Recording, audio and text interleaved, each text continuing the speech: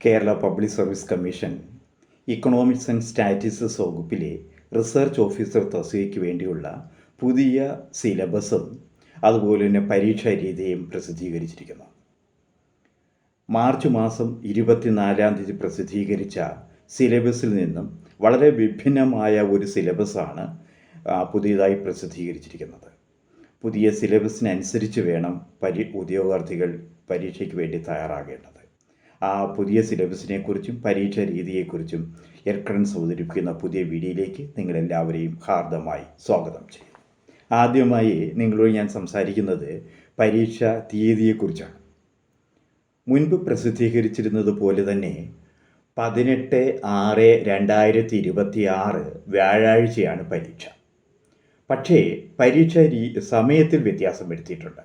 ഈ പുതിയ സമയമെന്ന് പറയുന്നത് രാവിലെ 7 മണി മുതൽ 8:50 വരെയുള്ള സമയമാണ് പരീക്ഷാ സമയം. അതുപോലെ തന്നെ പരീക്ഷയുടെ ഡ്യൂറേഷൻ എന്ന് പറയുന്നത് 1 മണിക്കൂർ 30 മിനിറ്റും ദൈർഘ്യമുള്ള OMR പരീക്ഷയാണ് ഇപ്പോൾ നടത്തുന്നത്. കാറ്റഗറി നിങ്ങൾക്ക് എല്ലാവർക്കും അറിയാവുന്ന പോലെ 414/2025 കാറ്റഗറി. അതുപോലെ തന്നെ നിങ്ങൾ ശ്രദ്ധിക്കേണ്ട മറ്റൊരു കാര്യമെന്ന് പറയുന്നത് 24,000 പേരാണ് ഈ റിസർച്ച് ഓഫീസർ തസ്തികയ്ക്ക് വേണ്ടി ആപ്ലിക്കേഷൻ കൊടുത്തിരുന്നത്. എന്നാൽ കൺഫർമേഷൻ കഴിഞ്ഞത് 18,751 പേരാണ്. അതായത് ഏകദേശം 6,000 പേരുടെ കുറവാണ് കൺഫർമേഷന് ശേഷം ഉണ്ടായിരിക്കുന്നത്. അപ്പോൾ ഇപ്പോൾ പരീക്ഷ എഴുതുന്നവരുടെ എണ്ണം എന്ന് പറയുന്നത് 18,751 പേരാണ് പരീക്ഷ എഴുതുന്നത്. ഒന്നും കൂടി പറയാം, പരീക്ഷാ തീയതി 18/6/2026 വ്യാഴാഴ്ച, സമയം 7 മണി മുതൽ 8:50 വരെയാണ് പരീക്ഷാ സമയം. ഇനി നമുക്ക് പരീക്ഷയെക്കുറിച്ച് നോക്കാം. മുൻപ് പ്രസിദ്ധീകരിച്ചിരുന്ന സിലബസിൽ ജനറൽ നോളജ് ഉൾപ്പെടെയുള്ള 4 വിഷയങ്ങളായിരുന്നു ഉണ്ടായിരുന്നത്. എന്നാൽ ഇപ്പോൾ ജനറൽ നോളജ് ഇല്ല. അതിന് പകരം ഇക്കണോമിക്സ്, മാത്തമാറ്റിക്സ്, സ്റ്റാറ്റിസ്റ്റിക്സ്, കൊമേഴ്സ് അങ്ങനെ 4 വിഷയങ്ങൾ, അതായത് ഒരു വിഷയത്തിന് 25 മാർക്ക് വീതം 4 വിഷയങ്ങളാണ് ഇവിടെ ഉൾപ്പെടുത്തിയിരിക്കുന്നത്. കഴിഞ്ഞ മാസം 24 പ്രസിദ്ധീകരിച്ചതിൽ നിന്ന് വന്ന മാറ്റമെന്ന് പറയുന്നത് 1 കൊമേഴ്സ് ഉൾപ്പെടുത്തിയിട്ടുണ്ട്, 2 ജനറൽ നോളജ് വേണ്ടെന്ന് വെച്ചിട്ടുണ്ട്. അങ്ങനെ അതുപോലെ തന്നെ മാർക്കിംഗ് പാറ്റേണിലും വ്യത്യാസം വന്നിട്ടുണ്ട്. കഴിഞ്ഞ പ്രാവശ്യം എക്കണോമിക്സിന് മാർക്ക് കൂടുതൽ, സ്റ്റാറ്റിസ്റ്റിക്സിന് മാർക്ക് കൂടുതൽ, എക്കണോമിക്സിന് അങ്ങനെയായിരുന്നു. അത് കൂടുതൽ ഞാൻ അതിനെക്കുറിച്ച് വിശദീകരിക്കുന്നില്ല. ഇപ്പോൾ 4 വിഷയത്തിനും 25 മാർക്ക് വീതം 100 മാർക്കാണ് ഇപ്പോൾ ഉൾപ്പെടുത്തിയിരിക്കുന്നത്.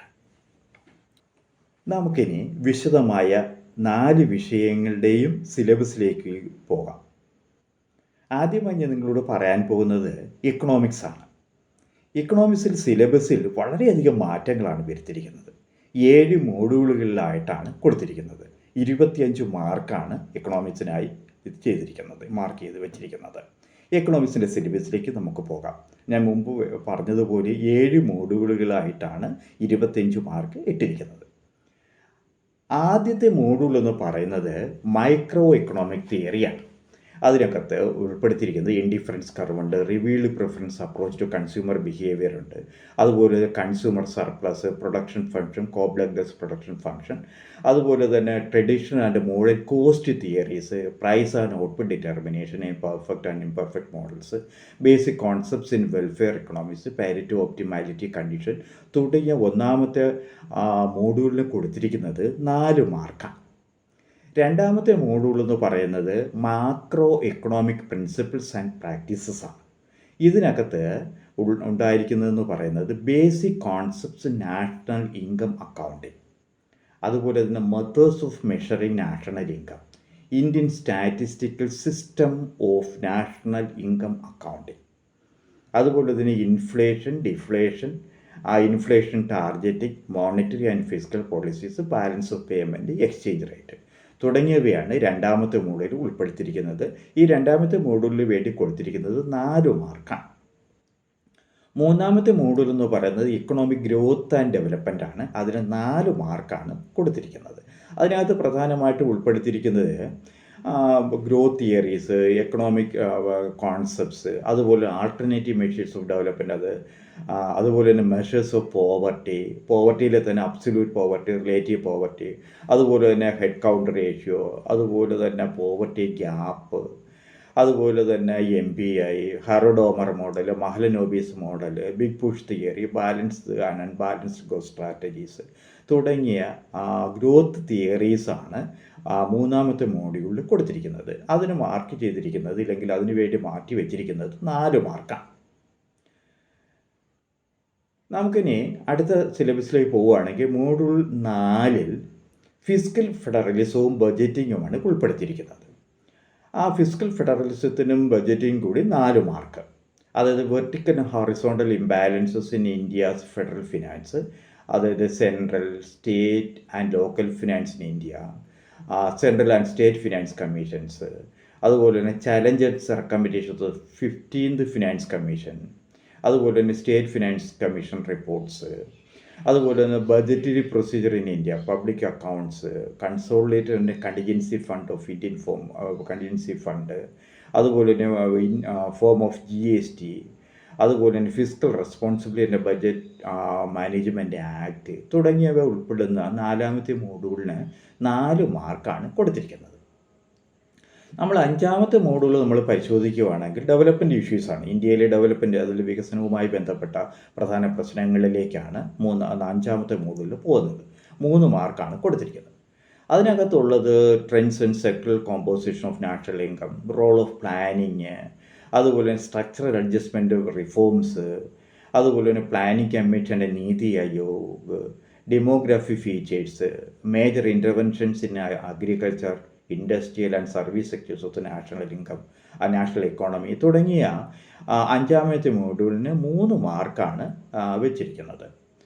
നമ്മൾ 6ാമത്തെ മോഡ്യൂളിൽ പോവുകയാണെങ്കിൽ കേരള എക്കോണമിയുമായി ബന്ധപ്പെട്ട ചോദ്യങ്ങളായിരിക്കും ഉണ്ടായിരിക്കുക. അതിനകത്ത് ഡെവലപ്മെൻറ്റ് എക്സ്പീരിയൻസ്, അല്ലെങ്കിൽ നമ്മൾ കേരള മോഡൽ എന്നൊക്കെ പറയുന്ന ആ മോഡല്, അതുപോലെ trends in sectoral composition of gross state domestic product, അതുപോലെ തന്നെ വിദേശത്തു നിന്നുള്ള വരുമാനം, റെമിറ്റൻസ് എക്കോണമി ഓഫ് ഇന്ത്യ, അത് വികേന്ദ്രീകൃത ആസൂത്രണം, അല്ലെങ്കിൽ decentralised planning in India Kerala, അതുപോലെ തന്നെ role and relevance of KIIFB, അതുപോലെ തന്നെ MSME sectors in Kerala, issues of Kerala's growing care economy തുടങ്ങിയവ 6ാമത്തെ മോഡ്യൂളിന് മാർക്ക് എന്ന് പറയുന്നത് 3 മാർക്കാണ്. കഴിഞ്ഞ സിലബസിൽ ഇല്ലായിരുന്ന ഒരു കാര്യമെന്ന് പറയുന്നത് എക്കണോമെട്രിക്സിനകത്ത് ഉൾപ്പെടുത്തിയിട്ടുണ്ട്. 3 മാർക്കാണ് ഇക്കണോമിക്സ് മെട്രിക്സുമായി ബന്ധപ്പെട്ട് വരുന്ന ചോദ്യങ്ങൾക്കായി മാറ്റിവെച്ചിരിക്കുന്നത്. അതിനകത്ത് ഉൾപ്പെടുത്തിയിരിക്കുന്നത് significance of random variable in econometric model, പോപ്പുലേഷൻ്റെ sample regression functions, goodness of fit based consumption of classical linear regression models in economics തുടങ്ങിയ ബേസിക് ആയിട്ടുള്ള എക്കണോമെട്രിക്സിൻ്റെ ബേസിക് ആയിട്ടുള്ള ചോദ്യങ്ങൾ ആദ്യമായിട്ട് ഈ സിലബസിൽ ഉൾപ്പെടുത്തിയിട്ടുണ്ട്. അതിനകത്ത് 3 മാർക്കാണ് എക്കണോമെട്രിക്സിനായി മാറ്റിവെച്ചിരിക്കുന്നത്. ഇനി നമ്മൾ മാത്തമാറ്റിക്സ് സിലബസിലേക്ക് പോവുകയാണെങ്കിൽ എക്കണോമിക്സിനെ പോലെ 7 മോഡ്യൂളാണ് മാത്തമാറ്റിക്സിനും ഉള്ളത്. അപ്പോൾ എക്കണോമിക്സിനെ പോലെ തന്നെ, അല്ലെങ്കിൽ കൊമേഴ്സിനെ പോലെ തന്നെ, അല്ലെങ്കിൽ സ്റ്റാറ്റിസ്റ്റിക്സിനെ പോലെ 25 മാർക്കാണ് മാത്തമാറ്റിക്സിന് മാറ്റിവെച്ചിരിക്കുന്നത്. നമുക്കൊരു വിശദമായ മാത്തമാറ്റിക്സ് സിലബസിലേക്ക് പോകാം. യൂണിറ്റ് 1, ഇത് യൂണിറ്റ് ആയിട്ടാണ് തിരിച്ചിരിക്കുന്നത്. യൂണിറ്റ് 1-ൽ ലീനിയർ ആൽജിബ്രയാണ് കൊടുത്തിരിക്കുന്നത്. ആ ലീനിയർ ആൽജിബ്രയിൽ system of linear equations, rank of matrix, അപ്പോൾ അതുപോലെ തന്നെ വെക്ടർ സ്പേസ്, അങ്ങനെയുള്ള non singular transformation, linear independence തുടങ്ങിയ 1ാമത്തെ ലീനിയർ ആൽജിബ്ര സിലബസിനകത്ത് 5 മാർക്കിൻ്റെ ചോദ്യങ്ങളായിരിക്കും ഉണ്ടായിരിക്കുക. 2ാമത്തെ യൂണിറ്റ് എന്ന് പറഞ്ഞാൽ ഫങ്ഷൻ അനാലിസിസുമായി ബന്ധപ്പെട്ട ചോദ്യങ്ങളായിരിക്കും ഉണ്ടായിരിക്കുക. 2 മാർക്ക് മാത്രമാണ് ആ യൂണിറ്റ് 2-ന് കൊടുത്തിരിക്കുന്നത്. Normed linear spaces, bounded linear operators, അതുപോലെ അങ്ങനെ linear product spaces, unitary operators, അങ്ങനെയുള്ള 2 മാർക്ക് മാത്രമാണ് 2ാമത്തെ യൂണിറ്റിന് കൊടുത്തിരിക്കുന്നത്. നമ്മൾ 3ാമത്തെ യൂണിറ്റിലേക്ക് പോകുകയാണെങ്കിൽ 3 മാർക്കാണ് അബ്സ്ട്രാക്റ്റ് ആൽജിബ്രയ്ക്കാണ് കൊടുത്തിരിക്കുന്നത്. അതായത് groups, sub groups, cyclical groups, അങ്ങനെയുള്ള ഫാക്ടർ ഗ്രൂപ്പ്സ്, അങ്ങനെയുള്ള 3ാമത്തെ ചാപ്റ്ററിന് കൊടുത്തിരിക്കുന്നത് 3 മാർക്ക് മാത്രമാണ്. നാലാമത്തെ യൂണിറ്റിലേക്ക് നമ്മൾ പോവുകയാണെങ്കിൽ അതിന് 5 മാർക്കിൻ്റെ ചോദ്യമാണ് നാലാമത്തെ യൂണിറ്റിൽ കൊടുത്തിരിക്കുന്നത്. നാലാമത്തെ യൂണിറ്റിൽ കൊടുത്തിരിക്കുന്നത് റിയൽ അനാലിസിസുമായി ബന്ധപ്പെട്ട ചോദ്യങ്ങൾ സിലബസാണ് അതിനകത്ത് ഉൾപ്പെടുത്തിയിരിക്കുന്നത്. 5 മാർക്കിൻ്റെ ലീനിയർ അനാലിസിസ്, അതായത് ലിമിറ്റ്, സീക്വൻസ്, അത് monotone sequences, subsequence sequences, convergence of A sequence, series, convergence of A series, convergence test, continuous function, uniform continuous functions, sequence of functions തുടങ്ങിയവ. അപ്പോൾ ഇതിനകത്ത് റിയൽ അനാലിസിസുമായി ബന്ധപ്പെട്ട നാലാമത്തെ യൂണിറ്റിന് മാറ്റി വച്ചിരിക്കുന്നത് 5 മാർക്കിൻ്റെ ചോദ്യങ്ങളാണ് വന്നിരിക്കുന്നത്. ദെൻ ടോപ്പോളജിയുമായി ബന്ധപ്പെട്ട 5ാമത്തെ യൂണിറ്റിൻ്റെ 2 മാർക്ക് മാത്രമാണ്. അതായത് metric spaces, topological spaces, then complete metric spaces, ഇത് ഓപ്പൺ സെറ്റ്സ്, ക്ലോസ്ഡ് സെറ്റ്സ്, അതുപോലെ closure, interior, limit points, continuity, uniform continuity തുടങ്ങിയ ചോദ്യങ്ങളാണ് 5ാമത്തെ യൂണിറ്റിൽ ഉൾപ്പെടുത്തിയിരിക്കുന്നത്. അതിന് 2 മാർക്ക് മാത്രമാണ് ഉൾപ്പെടുത്തിയിരിക്കുന്നത്. 6ാമത്തെ യൂണിറ്റിലേക്ക് നമ്മൾ പോവുകയാണെങ്കിൽ 5 മാർക്കാണ് 6ാമത്തെ യൂണിറ്റ് വന്നിരിക്കുന്നത്. അതിനകത്ത് പ്രധാനമായും വന്നിരിക്കുന്നത് analytical functions, equations, entire functions തുടങ്ങിയ 6ാമത്തെ കോംപ്ലക്സ് അനാലിസിസിന് 5 മാർക്കാണ്. അപ്പോൾ 6ാമത്തെ അല്ലെങ്കിൽ 7ാമത്തെ യൂണിറ്റ്, അതായത് മാത്തമാറ്റിക്സിലെ ഏറ്റവും അവസാനത്തെ യൂണിറ്റായ ഡിഫറൻഷ്യൽ ഇക്വേഷൻസ് ആണ്. ഡിഫറൻഷ്യൽ ഇക്വേഷൻസിന് 3 മാർക്ക് മാത്രമാണ് മാർക്ക് വയ്ക്കുന്നത്. അതിനകത്ത് orthogonal trajectories, exact equations, simultaneous difference equations, linear differential equations of first order, solutions of the first order partial differential equations, solution using Chapman's methods, solution using Chapman's characteristics, solution by separation of variables തുടങ്ങിയ സിലബസാണ് differential ഇക്വേഷൻസിൽ ഉൾപ്പെടുത്തിയിരിക്കുന്നത്. അങ്ങനെ ഞാൻ പറഞ്ഞതുപോലെ 7 യൂണിറ്റുകളിലായിട്ട് 25 മാർക്കിൻ്റെ ചോദ്യങ്ങളായിരിക്കും mathematics സിലബസിൽ ഉൾപ്പെടുത്തിയിരിക്കുന്നത്. സ്റ്റാറ്റിസ്റ്റിക്സിൽ പ്രധാനമായിട്ടും 10 മോഡുകളുകളായിട്ടാണ് ഉള്ളത്. 10 മോഡുകൾ, 25 മാർക്ക്. അപ്പോൾ ആദ്യത്തെ മോഡുൾ എന്ന് പറയുന്നത് സാമ്പിളിങ്ങുമായി ബന്ധപ്പെട്ട മോഡുകളാണ്. അതിനകത്ത് methods of sampling, random sampling, simple random sampling, അത് population totals, population proportion, variance of the sectors തുടങ്ങിയവയാണ് സാമ്പിളിങ് അതിനകത്ത് ഉള്ളത്. അത് 6 മാർക്കാണ് ഉള്ളത്. രണ്ടാമത്തെ മോഡുൾ എന്ന് പ്രോബബിലിറ്റി ആൻഡ് റാൻഡം വേരിയബിൾസ് ആണ്. അതിനകത്ത് 3 മാർക്കിൻ്റെ ചോദ്യങ്ങളായിരിക്കും ഉണ്ടായിരിക്കും. അതിനകത്ത് probability measures, probability space, monotones and continuity properties and probability measures, independence of events തുടങ്ങിയ ചോദ്യങ്ങളായിരിക്കും ഉണ്ടായിരിക്കുക. വിശദമായ സിലബസ് ഞാനിവിടെ കൊടുത്തിട്ടുണ്ട്.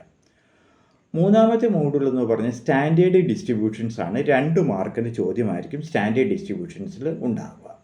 Then applicated standard discrete distributions, uniform binomial binomial, then അങ്ങനെയുള്ള ജോമെട്രിക്, നെഗറ്റീവ് ബൈനോമിയൽ തുടങ്ങിയ ചോദ്യങ്ങളാണ്. സ്റ്റാൻഡേർഡ് ആൻഡ് കണ്ടിന്യൂസ് ഡിസ്ട്രിബ്യൂഷൻസ് തുടങ്ങിയവയാണ് മോഡുൾ നമ്പർ 3 അതിനകത്ത് 2 മാർക്കിൻ്റെ ചോദ്യം മാത്രമാണ് ഉള്ളത്. 4ാമത്തെ മോഡുൾ എന്ന് പറഞ്ഞാൽ സാമ്പിളിംഗ് ഡിസ്ട്രിബ്യൂഷൻസ് ആണ്. അതിനകത്ത് 2 മാർക്ക് മാത്രമാണ് സാമ്പിളിംഗ് ഡിസ്ട്രിബ്യൂഷൻസിനുള്ളത്.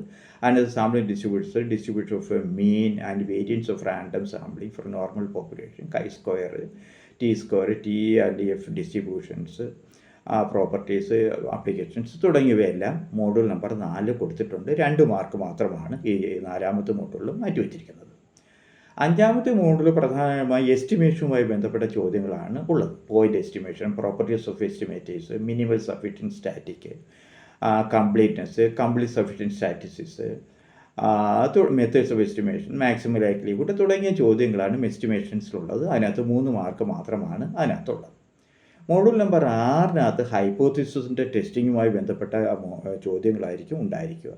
അതിൻ്റെ fundamental concepts of hypothesis testing hypothesis എങ്ങനെയാണ്, റിസർച്ച് മെത്തേഡ്സിൽ നമ്മൾ എങ്ങനെയാണ് ഹൈപ്പോത്തിസിസ് ടെസ്റ്റ് ചെയ്യുന്നത്, ഡിഫറെൻറ്റ് ടൈപ്സ് ഓഫ് ഹൈപ്പോത്തിസിസ് ടെസ്റ്റിങ്ങുമായി ബന്ധപ്പെട്ട ചോദ്യങ്ങളായിരിക്കും മോഡുൾ നമ്പർ 6 ഉള്ളത്. മോഡുൾ നമ്പർ 7 വരുമ്പോഴത്തേന് അതിനകത്ത് 2 മാർക്ക് മാത്രമാണ് കൊടുത്തിരിക്കുന്നത്. അത് ലീനിയർ റെഗ്രഷനാണ് കൊടുത്തിരിക്കുന്നത്. അതായത് inferences on simple linear regression models, properties of least square estimators, significance of test confidence intervals, predictions problems തുടങ്ങിയവയായിരിക്കും 7ാമത്തെ മോഡ്യൂളിൽ ഉള്ളത്. അതിന് ലീനിയർ ഇക്വേഷനുമായി ബന്ധപ്പെട്ട 7ാമത്തെ മോഡ്യൂളിൽ 2 മാർക്ക് മാത്രമാണ് ഉള്ളത്. 8ാമത്തെ മോഡ്യൂളിലേക്ക് വരുമ്പോൾ ടൈം സീരീസ് ആണ്. ടൈം സീരീസിൽ 2 മാർക്ക് മാത്രമാണ് അതിനകത്തുള്ളത്. അപ്പോൾ അതിനകത്ത് time series analysis, Commons of time series തുടങ്ങിയവയാണ് 8ാമത്തെ മോഡ്യൂളിനകത്ത് ഉള്ളത്. 2 മാർക്ക് മാത്രമാണ്. മോഡ്യൂൾ നമ്പർ 9 ഇൻഡെക്സുമായി ബന്ധപ്പെട്ട ചോദ്യങ്ങളായിരിക്കും. 1 മാർക്ക് മാത്രമേ ഇൻഡെക്സിന് കൊടുത്തിട്ടുള്ളൂ. അതുപോലെ തന്നെ 10ാമത്തെ മോഡൽ എന്ന് പറയുന്നത് വൈറ്റൽ സ്റ്റാറ്റിസ്റ്റിക്സ് ആണ്. വൈറ്റൽ സ്റ്റാറ്റിസ്റ്റിക്സിന് 1 മാർക്ക് മാത്രമാണ്. അതിനകത്ത് പ്രധാനമായും measures of fertility, gross reproduction rate, net production rate തുടങ്ങിയവയെ സംബന്ധിച്ചുള്ള വൈറ്റൽ സ്റ്റാറ്റിസ്റ്റിക്സ് ആണ് ഉള്ളത്. അതിനകത്ത് 1 മാർക്ക് മാത്രമാണ് ഉള്ളത്. ഇനി നമുക്ക് നോക്കാൻ പോകുന്നത് പുതിയതായി ഇൻട്രൊഡ്യൂസ് ചെയ്ത കൊമേഴ്സിനെ സംബന്ധിച്ചാണ്. കൊമേഴ്സിന് മുമ്പ് പറഞ്ഞതുപോലെ 25 മാർക്കിന് ചോദ്യങ്ങളായിരിക്കും കൊമേഴ്സിന് ഉണ്ടാവുക. കൊമേഴ്സിനും ഈ പറഞ്ഞതുപോലെ 10 മോഡ്യൂളുകളായിട്ടാണ് 25 മാർക്ക് സ്പ്രെഡ് ചെയ്തിരിക്കുന്നത്. 1ാമത്തെ മോഡ്യൂൾ എന്ന് പറയുന്നത് ഫിനാൻഷ്യൽ അക്കൗണ്ടിങ്ങുമായി ബന്ധപ്പെട്ട ചോദ്യങ്ങളായിരിക്കും ഉണ്ടായിരിക്കുക. അതിനകത്ത് 3 മാർക്കാണ് ഫിനാൻഷ്യൽ അക്കൗണ്ടിങ്ങുമായി ബന്ധിരിക്കുന്നത്. അതിനകത്ത് soul trading concern, accounting conceptual framework, accounting principle തുടങ്ങിയവയാണ് 1ാമത്തെ മോഡ്യൂളിൽ കൊടുത്തിരിക്കുന്നത്. 2ാമത്തെ മോഡ്യൂളിൽ കൊടുത്തിരിക്കുന്നത് ഫിനാൻഷ്യൽ അക്കൗണ്ടിങ് പാർട്ട്ണർഷിപ്പ് അക്കൗണ്ട്സ് ആണ് കൊടുത്തിരിക്കുന്നത്. അതിനകത്ത് അതിൻ്റെ fundamentals, partnership deed, profit sharing ratio, interest on capital, then capital account തുടങ്ങിയവയാണ് മോഡ്യൂൾ നമ്പർ 2 കൊടുത്തിരിക്കുന്നത്. അതിന് 3 മാർക്കാണ് കൊടുത്തിരിക്കുന്നത്. 3ാമത്തെ മോഡ്യൂളിൽ കൊടുത്തിരിക്കുന്ന financial accounting joint stock companies ആണ് ഇഷ്യൂസാണ് കൊടുത്തിരിക്കുന്നത്. അത് ഡിബഞ്ചേഴ്സ്, അതുപോലെ തന്നെ ഷെയർസിൻ്റെ ഇഷ്യൂ, അതുപോലെ profit prior to incorporation, remuneration തുടങ്ങിയ ചോദ്യങ്ങളായിരിക്കും അതിനകത്തുണ്ടാകുക. 3 മാർക്കിൻ്റെ ചോദ്യങ്ങളായിരിക്കും ഉണ്ടായിരിക്കുക. അത് മോഡ്യൂൾ നമ്പർ 4 വരുമ്പോൾ advanced financial accounting and emerging areas ആണ് കൊടുത്തിരിക്കുന്നത്. അതിന് 3 മാർക്കാണ് കൊടുത്തിരിക്കുന്നത്. ഇതിനകത്തെന്ന് പറയുന്നത് overview and application, amalgamation and absorption and reconstruction and accounting for mergers and acquisitions തുടങ്ങിയവയാണ് 4ാമത്തെ മോഡ്യൂളിൽ കൊടുത്തിരിക്കുന്നത്. 3 മാർക്കിൻ്റെ ചോദ്യങ്ങളായിരിക്കും ഉണ്ടായിരിക്കുക. 5ാമത്തെ മോഡ്യൂളിൽ പറയുന്നത് കോസ്റ്റ് അക്കൗണ്ടിങ്ങുമായി ബന്ധപ്പെട്ട ചോദ്യങ്ങളായിരിക്കും ഉണ്ടായിരിക്കുന്നത്. 2 മാർക്ക് മാത്രമാണ് കൊടുത്തിരിക്കുന്നത്. അത് cost methods, cost concepts, cost classification തുടങ്ങിയവയാണ് 5ാമത്തെ മോഡ്യൂളിൽ ഉള്ളത്. 6ാമത്തെ മോഡ്യൂൾ എന്ന് പറയുന്നത് കോസ്റ്റ് അക്കൗണ്ടിങ്ങിൽ costing techniques and modern practices ആണ് ഉൾപ്പെടുത്തിയിരിക്കുന്നത്. 2 മാർക്കായിരിക്കും ഉണ്ടായിരിക്കുക. 7ാമത്തെ മോഡ്യൂൾ എന്ന് പറഞ്ഞാൽ ടാക്സേഷനുമായി ബന്ധപ്പെട്ടാണ്. ഡയറക്റ്റ് ടാക്സേഷനുമായി ബന്ധപ്പെട്ട ചോദ്യങ്ങളായിരിക്കും 7ാമത്തെ മോഡ്യൂൾ ഉണ്ടായിരിക്കുന്നത്. അതായത് അതിൻ്റെ ബേസിക് കോൺസെപ്റ്റ്സ്, അതായത് previous year, assessment year, residential status and tax incidence തുടങ്ങിയവയായിരിക്കും 7ാമത്തെ മോഡ്യൂൾ ഉണ്ടായിരിക്കുന്നത്. അത് 8ാമത്തെ മോഡ്യൂൾ എന്ന് പറയുന്നത് GST സംബന്ധിച്ചുള്ള ചോദ്യങ്ങളായിരിക്കും. അതിനെ സംബന്ധിച്ചുള്ള concepts, objectives and GST framework, CGST, SGST, IGST തുടങ്ങിയവയെ സംബന്ധിച്ചുള്ള പ്രൊസീജിയേഴ്സ്, എങ്ങനെ കാൽക്കുലേഷൻ തുടങ്ങിയ ചോദ്യങ്ങളാണ് 8ാമത്തെ മോഡ്യൂളുള്ളത്. 2 മാർക്കിൻ്റെ ചോദ്യം മാത്രമായിരിക്കും ഉണ്ടായിരിക്കുക. 9ാമത്തെ മോഡ്യൂൾ എന്ന് പറയുന്നത് മാനേജിംഗ് എക്കണോമിക്സുമായി ബന്ധപ്പെട്ട ചോദ്യങ്ങളായിരിക്കും. Nature and scope, demand analysis, elasticity, അത് production and cost analysis, pricing decisions, അതായത് പ്രൈസിങ് എന്ന് പറയുന്നത് പെർഫെക്റ്റ് കോമ്പറ്റീഷൻ, മോണോപോളിയിലും ഒളിഗോപോളിയിലും ഉണ്ടായിരിക്കുന്ന മാർക്കറ്റ് സ്ട്രക്ചേഴ്സ് എങ്ങനെ ഉണ്ടായിരിക്കും, അതായത് different pricing decisions, perfect competition pricing decision എങ്ങനെയായിരിക്കും, മോണോപോളിയിൽ എങ്ങനെയായിരിക്കും, ഒളിഗോപോളിയിൽ തുടങ്ങിയ ചോദ്യങ്ങളായിരിക്കും മാനേജിംഗ് എക്കണോമിക്സിൽ ഉണ്ടാവുക. 2 മാർക്കിൻ്റെ ചോദ്യങ്ങൾ മാത്രമാണ് ഉള്ളത്. അതായത് 10ാമത്തെ മോഡ്യൂൾ എന്ന് പറയുന്നത് 3 മാർക്കിൻ്റെ ചോദ്യങ്ങൾ മാത്രമാണ് ഉൾപ്പെടുത്തിയിരിക്കുന്നത്. അതിനകത്തെന്ന് പറയുന്നത് ലീഗൽ ഫ്രെയിംവർക്ക് ഓഫ് ബിസിനസ്, അതായത് Indian contract act 1872 contract act, അതുപോലെ തന്നെ valid contract act, offer, acceptance, അതുപോലെ ബീച്ച് ആൻഡ് റെമഡീസ് തുടങ്ങിയ ഇന്ത്യയിലെ ലീഗൽ ഫ്രെയിംവർക്ക് ഓഫ് ബിസിനസ്, അതായത് ചെക്ക് ഇഷ്യൂ, ചെക്കിൻ്റെ തുടങ്ങിയ കാര്യങ്ങളൊക്കെയാണ് 10ാമത്തെ ഷെഡ്യൂളിൽ ഉൾപ്പെടുത്തിയിരിക്കുന്നത്. 3 മാർക്കിൻ്റെ ചോദ്യങ്ങളാണ് ഇതിനകത്ത് ഉൾപ്പെടുത്തിയിരിക്കുന്നത്. ഇതിനകത്ത് നിങ്ങൾ മനസ്സിലാക്കേണ്ട ഒരു കാര്യമെന്ന് പറയുന്നത് 2021 നടത്തിയ പരീക്ഷയിൽ നിന്ന് വളരെ വിഭിന്നമായ ഒരു ചോദ്യ രീതിയാണ് ഇപ്പോൾ ഉൾപ്പെടുത്തിയിരിക്കുന്നത്. സിലബസും വളരെയധികം മാറ്റിയിട്ടുണ്ട്. അപ്പോൾ പുതിയ സിലബസിനനുസരിച്ച് വേണം പുതിയ പ്രിപ്പറേഷൻ നിങ്ങൾ തുടങ്ങാൻ. ഇനി 2 മാസത്തെ സമയമുണ്ട്. എക്രഡൻസ് നിങ്ങൾക്ക് വേണ്ടി ഞങ്ങൾ ഈ എല്ലാ സിലബസും ഉൾപ്പെടുത്തിക്കൊണ്ടുള്ള പാഠ്യരീതിയാണ് അവലംബിക്കുന്നത്. അപ്പോൾ ഈ 2 മാസം കൊണ്ട് നിങ്ങളെ പരീക്ഷയ്ക്ക് നല്ല റാങ്ക് ലഭിക്കുന്നതിനാവശ്യമായ പ്രിപ്പറേഷൻസ്, എക്രഡൻസ് നിങ്ങൾക്ക് തരുന്നതാണ്.